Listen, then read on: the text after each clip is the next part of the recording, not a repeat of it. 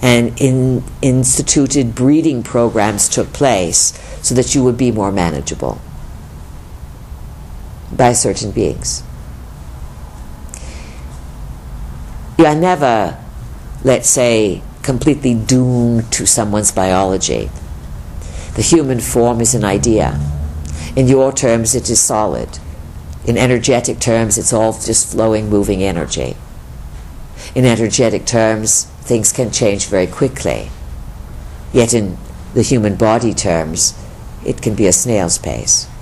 All of this happens at once. What else, Doris? Well, some other question is coming up in me about the soul. I know I've heard you also say that clones don't have a soul. And so I guess the word manufactured consciousness was sort of resonating with the clone idea. But so my question is, what is the soul? You say soul spirit. I heard you say this morning. Soul spirit is we refer to that as the, giving you a choice of words there put together, as the non-physical force that has vitality, the part of the self that is indestructible, the part of the self that can get lost, the part of the self that can be trapped. We can say that in clones, sometimes, where does the vital force come from? In your body, when you die, the soul spirit leaves, the vital force is gone. So what is the vital force that animates a clone? In some ways, part of the soul of the original has been enticed to animate the new body. Sometimes, in the extreme, souls are stolen, or the life force energy is stolen from someone and redirected through ritual and all kinds of crazy things into a physical body.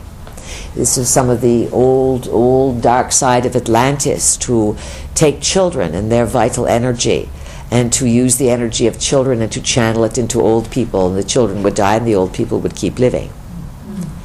These are old games that are being played.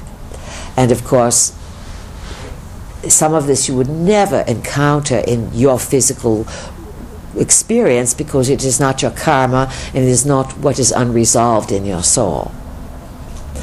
Many of you have, let's say, you have traversed, that is the word we want, through and observed many aspects of cultural rise and fall. Given yourself a little bit of grace in looking into your timelines, you would find that you have quite a studied history that can give you a background to make an assessment of this time. And we ask you, please, to make room for that to come forward, because things do tie together across the lines of time. Things that are unresolved, that are greatly traumatized, will play themselves out again in the mass collective. So this is some of what you are seeing. Who else has a question, please? This is Gail. Gail. Last night you talked about the 1900s and that there was a Tesla probability that flourished. Meaning that, you know, Tesla went to the World's Fair in Chicago or something like this, late 1800s, 1895, 93, something along that line. His work was already out there. He was born in 1850, we believe. And he had many cohorts, and in larger terms, many beings of what you would call an enhanced knowledge were birthed onto the planet in large groups that came to bring in the new technologies. And of course they battled it out, you know, Tesla against Edison, etc., J.P. Morgan betrayals, all kinds of things behind the scenes. And yet there was, as probabilities are birthed, all it takes is a choice to make a probability.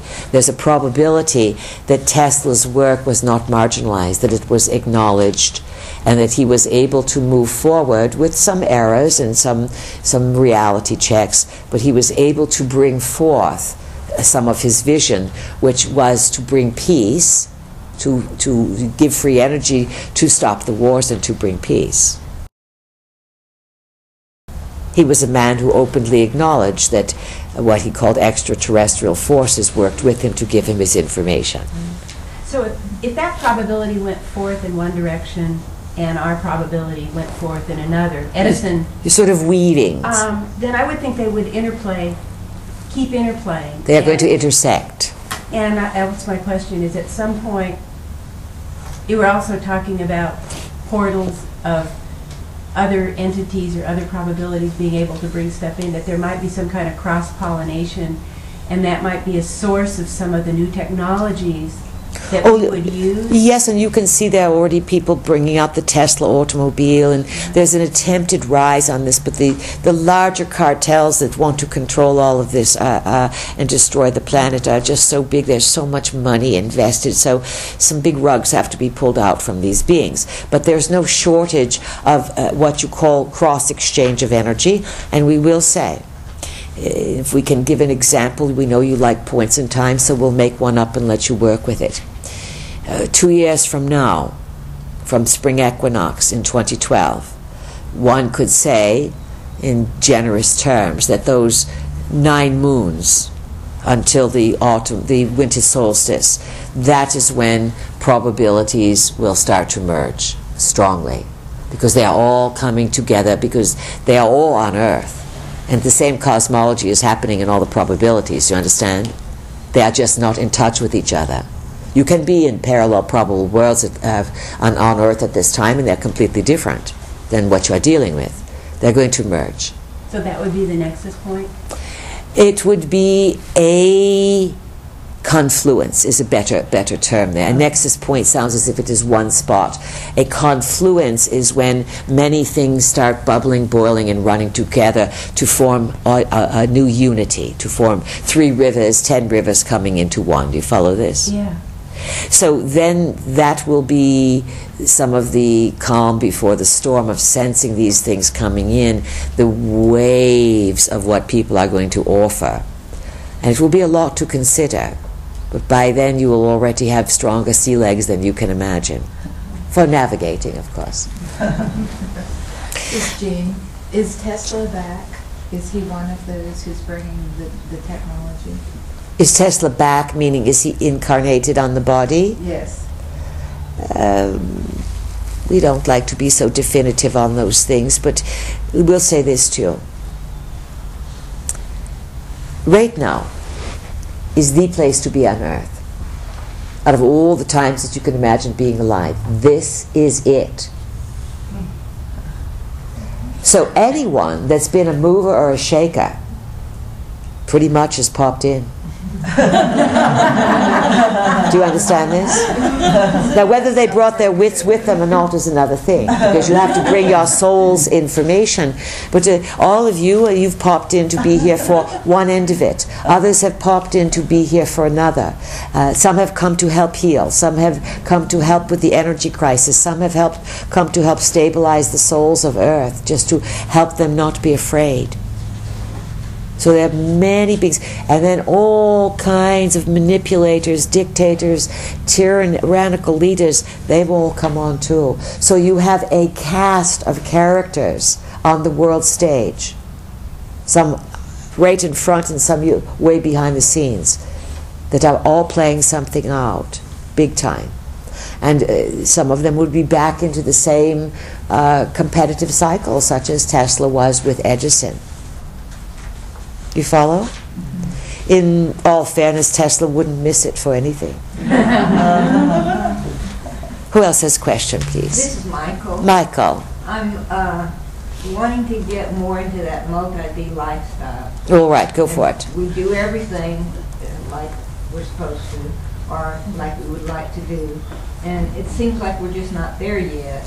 And you say that we already are multi-D, but we're not aware of it. So when you say it seems like we're not there yet, in your terms, what expectations have you not met or encountered?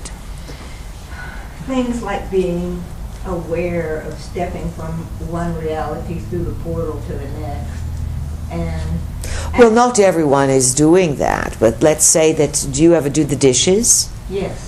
And you notice how it's a trancy-like chore, warm water, soapy, washing. Many things can come in when you are doing just mundane chores.